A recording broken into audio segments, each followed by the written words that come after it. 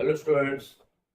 आज अपना अगले वीडियो में रसायन की मूल अवधारणाएं हमारा अध्याय चल रहा है। इसमें बहुत सारी चीजें महत्वपूर्ण हैं जो मैंने बताई हैं। कुछ सवाल इसके महत्वपूर्ण हैं। अगला सवाल ये है, एक सवाल बच्चों को दिक्कत होती है, इसलिए मैं सवाल जरूर बताता हूँ ताकि आपको किसी प्रकार की कोई दिक्कत ना आए। जैसे हम कहते हैं, क्रिस्टलीय कॉपर सल्फेट में जल एवं अन्य तत्वों की प्रतिशत मात्रा ज्ञात कीजिए। तब परीक्षा में आ सकता है क्रिस्टलीय कॉपर सल्फेट, उसे लिखिए क्रिस्टलीय कॉपर सल्फेट। क्योंकि क्रिस्टल के रूप में है, इसे जलीय कॉपर सल्फेट होगा और इसका सूत्र होगा क्रिस्टलीय कॉपर सल्फेट। तो सूत्र आपको पता है, CuSO4 होता है, क्रिस्टल आएंगे तो 5H2O होगा। ये होता है क्रिस्टलीय कॉपर सल्फेट। क्लियर? में जल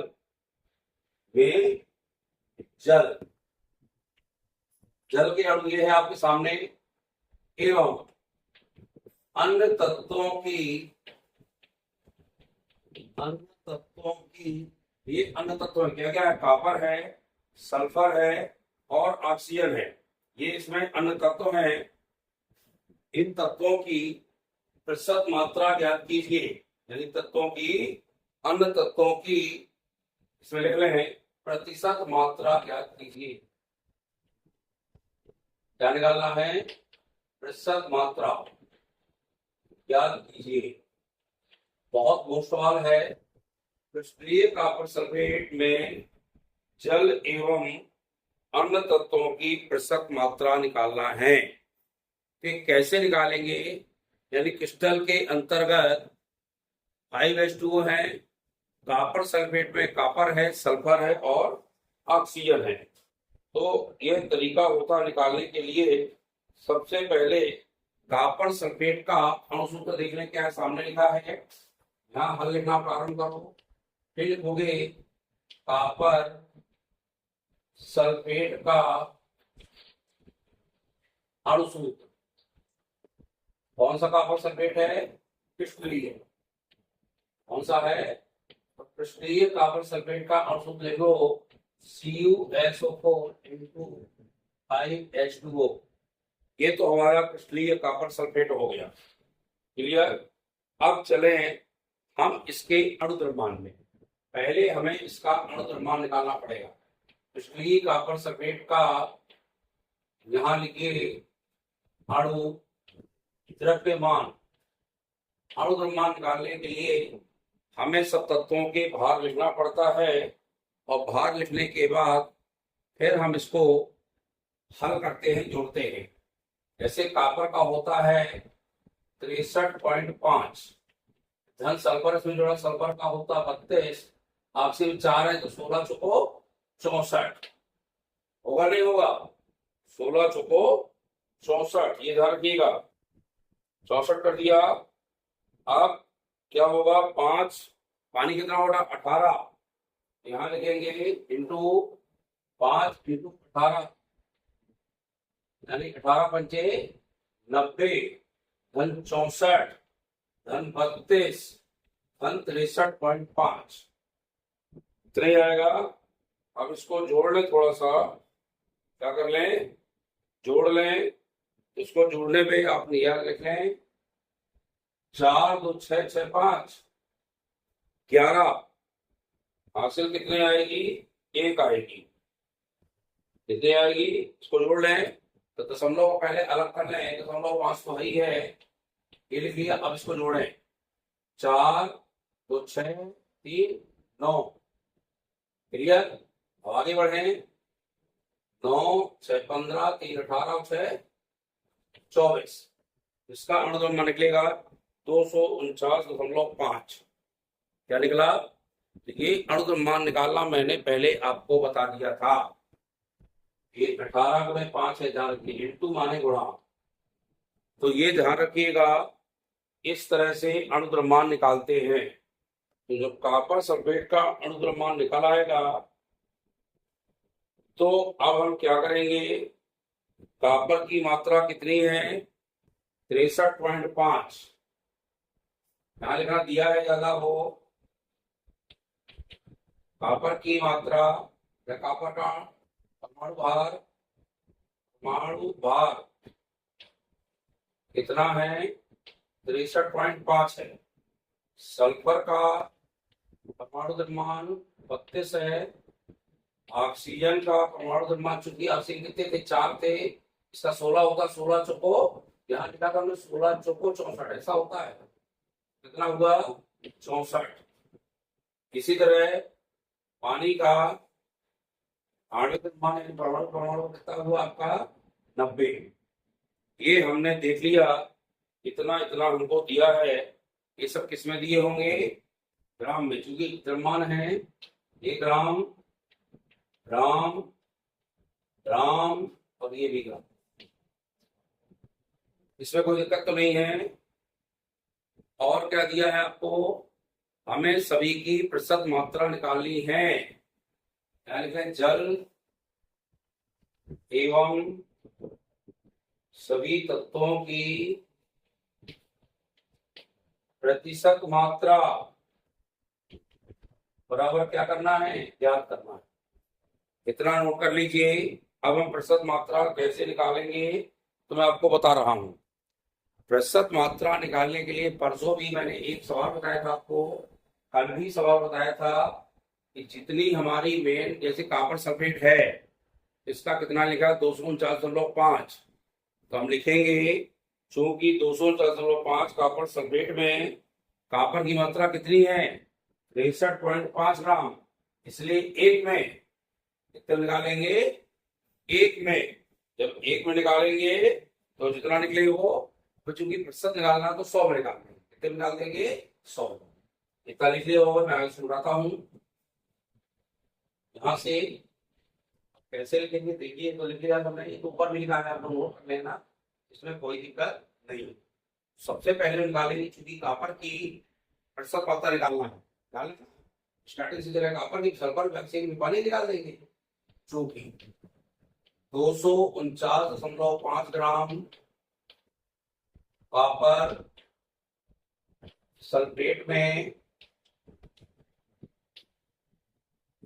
63.5 ग्राम, 249.5 ग्राम कॉपर सल्फेट में 63.5 ग्राम कॉपर की मात्रा है। कॉपर की मात्रा है, जैसा कि 249 ग्राम कॉपर सल्फेट में कॉपर की मात्रा 63.5 ग्राम। इसलिए पहले निकालेंगे 1 ग्राम में। 1 ग्राम में कॉपर सल्फेट की 1 ग्राम में लिख लेना, कॉपर सल्फेट में कॉपर की मात्रा होगी, कितनी होगी? ये बटे ये, यानी 63.5 बटे 249.5। अब चूंकि प्रतिशत निकालना है, इसलिए कितने निकालेंगे?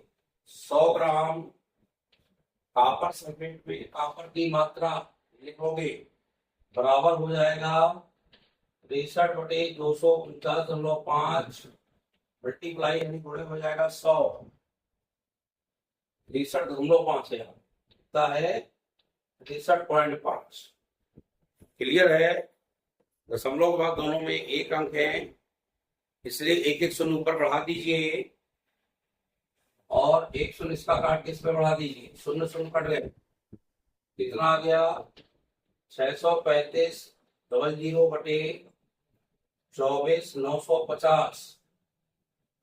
63,500 में 24,950 का भाग देना है। तो जो भाग दोगे जितना आएगा वह आपके कॉपर की मात्रा होगी ग्राम में। कितनी होगी? ग्राम में मात्रा होगी। 24 दूनी 24 से ज्यादा हो जाएगा, 24 दूनी जाएगा, और फिर उदाहरण लेंगे 5 का शून्य बढ़ाएंगे तो 5 बार जाएगा तो 25 आ जाएगा। फिर भाग जाने दशमलव लगा देंगे तो 25 पॉइंट लगभग इसमें 4-5 आएगा। इसको जब भाग देंगे तो इतनी मात्रा हमारी किसकी निकल आई? 55.45 ग्राम कॉपर की मात्रा होगी। किसमें किसमें होगी? क्रिस्टलीय कॉपर सल्फेट। किसकी मात्रा? कॉपर की निकल आई, एक तत्व की निकल आई ना। अब निकालेंगे इसी प्रकार सल्फर की। कॉपर पर सल्फर लगा है, फिर लिखेंगे चूंकि 249.5 ग्राम कॉपर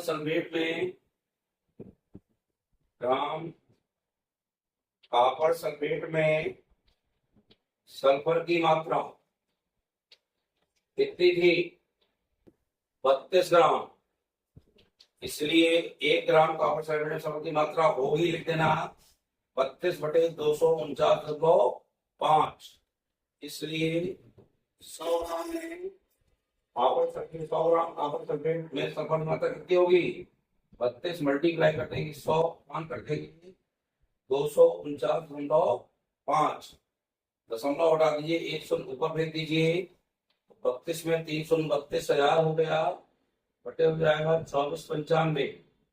फिर आप 32,000 में 2495 का भाग दीजिए, तो भाग देने से लगभग आएगा 12.82 ग्राम। आपको ध्यान दीजिए, भाग दे लीजिएगा, कितना आएगा? 12.82 ग्राम आएगा। एक इसकी मात्रा निकल आई सल्फर की मात्रा, इसकी निकल आई सल्फर की। अब चूंकि हमको निकालना है ऑक्सीजन है ना, अब कितनी है ऑक्सीजन, तो ऑक्सीजन की मात्रा निकाल लेंगे। ऊपर बाद लिख लिया होगा। अब लिखे चूंकि 249 ग्राम कॉपर सल्फेट में ऑक्सीजन कितना था? 64 ग्राम। यहाँ लिख देना ऑक्सीजन की मात्रा है। इसलिए 1 ग्राम कॉपर सल्फेट में ऑक्सीजन की मात्रा बटे कितना हो जाएगा? 64 बटे हो जाएगा 249.5। इसी 100 ग्राम में निकालेंगे, तब 100 ग्राम में यहाँ चेंज हो जाएगा पूरा, देख लीजिए 64 बटे हो जाएगा 249.5 मल्टीप्लाई हो जाएगा 100 का, शून्य घटाइए, यहाँ आ गया। अब कितना आ गया? ये क्या आ गया?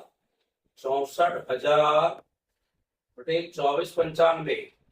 अब इसका भाग दे लीजिएगा, भाग देने से लगभग आएगा 25.65 आएगा, लगभग इसका आएगा।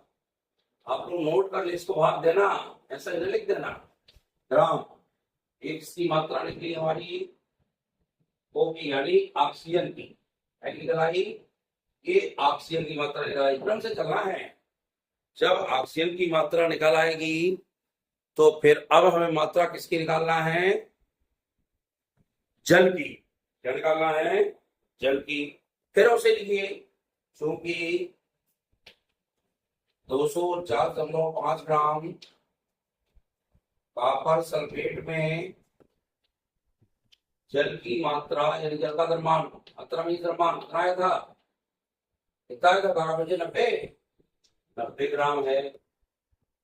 इसलिए 1 ग्राम कॉपर सल्फेट में पूरा लिखा गया आप लोगों ने, वहां ऐसा जल की मात्रा होगी। अब होगी बराबर कितना हो जाएगा? 90 बटे 249.5 ग्राम।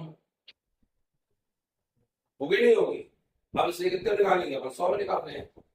इसलिए 100 ग्राम कॉपर सल्फेट में जल की मात्रा होगी, पूरा लिखेंगे आप, 90 गुणे 100 बटे 249.5, दशमलव 8 100 ऊपर बढ़ा दीजिए, तो हो गया 90 और 3 शून्य ये है, 1 2 3 आ गया। 90,000 बटे हो जाएगा 2495। अब 90,000 में 2495 का भाग देंगे तो कितना आएगा? लगभग आएगा 36.05 ग्राम। 36.05 ग्राम ये किसकी मात्रा निकली? जल की। अतः लिख सकते हैं, क्या लिखोगे आप नीचे? अतः क्रिस्टलीय कॉपर सल्फेट में ऑक्सीजन की मात्रा इतनी, कॉपर की मात्रा इतनी, ऑक्सीजन की मात्रा इतनी, और जल की मात्रा 36.05 ग्राम है। और नीचे लिख देंगे आंसर। ये आपको लिखना पड़ेगा। क्या लिखना पड़ेगा?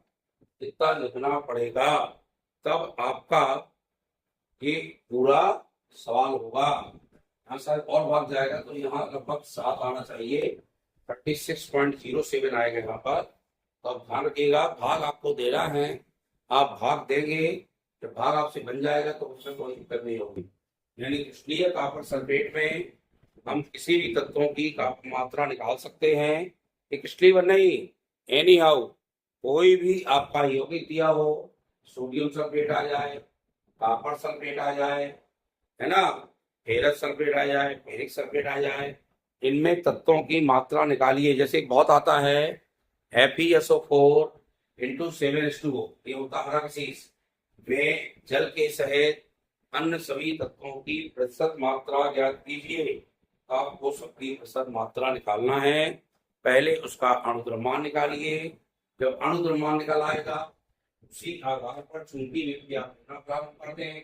आप चुंबकीय लिखेंगे, चुंबकीय के बाद आपको जब चुंबकीय लिख लेंगे, उसके बाद आपको क्या करना है? सबसे पहले जो आपका अणुद्रव्यमान निकला है, उस अणुद्रव्यमान के मान से एक एक तत्व की प्रतिशत मात्रा निकालते जाएंगे। जब एक एक तत्व की प्रतिशत मात्रा निकालेंगे तो सभी तत्वों की हमें प्रतिशत मात्राएं ज्ञात हो जाएंगी और इसके आधार पर हम नीचे उसका आंसर लिख देंगे। इस तरह से आप इन सवालों को लगाइए। वीडियो अच्छा लगे तो लाइक सब्सक्राइब शेयर जरूर किया कीजिए। नए स्टूडेंट जितने भी हमारे चैनल में जुड़े, एक बार वीडियो को हमारे सब्सक्राइब जरूर करें। और यदि आपको लगे कि हमको कुछ मिल रहा है तो जरूर सब्सक्राइब करें और सीखें इन तत्वों को। जो सीखें जैसे ये आते हैं सवाल में, स्टूडेंटों को समस्या आती है तो समस्या नहीं आ पाएगी। बहुत बहुत धन्यवाद।